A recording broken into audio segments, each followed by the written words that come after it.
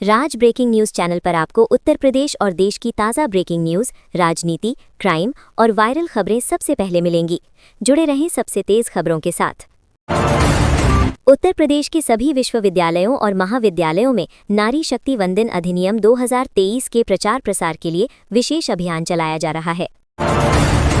नोएडा के औद्योगिक क्षेत्रों में हिंसक प्रदर्शन के बाद प्रशासन व्यवस्थाएं पटरी पर ला रहा है। चप्पे चप्पे पर पुलिस और अर्धसैनिक बल तैनात है। आज 11,098 औद्योगिक इकाइयां और शैक्षणिक संस्थान खुलेंगे। प्रधानमंत्री मोदी के विजन से पश्चिमी उत्तर प्रदेश में तेजी से इंफ्रास्ट्रक्चर का विकास हो रहा है, जिससे उत्तराखंड से कनेक्टिविटी मजबूत हो रही है। पहले 15,000 रुपये जमा होते थे, जिसे बढ़ाकर 1.5 लाख और फिर 1 लाख किया गया। सेवायतों की अनिच्छा के कारण इस सीजन में 11वीं बार ठाकुर जी बिना फूल बंगला के दर्शन दे रहे हैं। मनरेगा लोकपाल की जांच में 16 जिलों में 3 करोड़ रुपए से अधिक की सरकारी धनराशि के दुरुपयोग का खुलासा हुआ है। बागपत न्यूज़। पहले खराब सड़कों के लिए मशहूर बागपत में अब ईस्टर्न पेरिफेरल एक्सप्रेसवे समेत 4 नेशनल हाईवे और एक ग्रीन फील्ड हाईवे है। इससे कनेक्टिविटी शानदार हुई है और किसानों को भूमि अधिग्रहण का मुआवजा भी मिला है।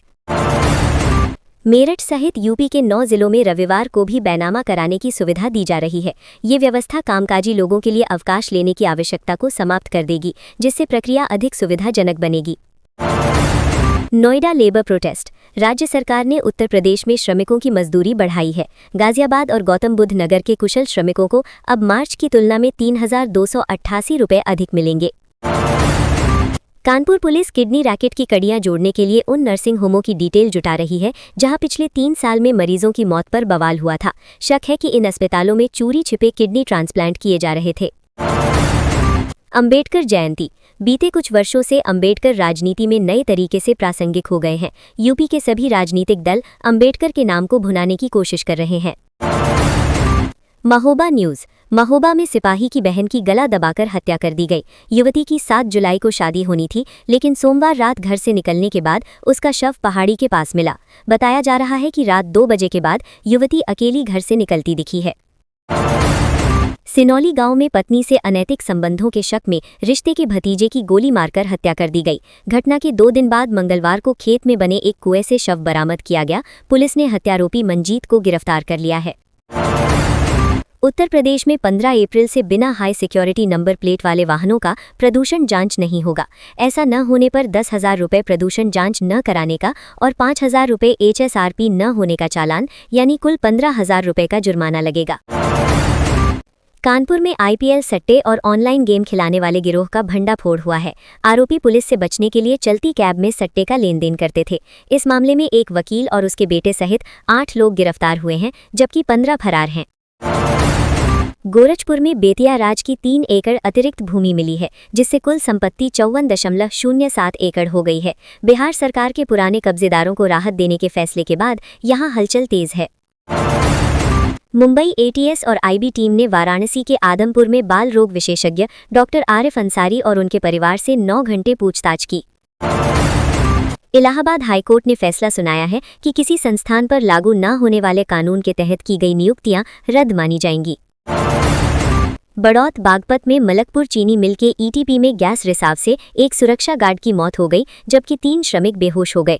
आरोप है कि मिल कर्मचारियों ने शव को अस्पताल में छोड़ दिया।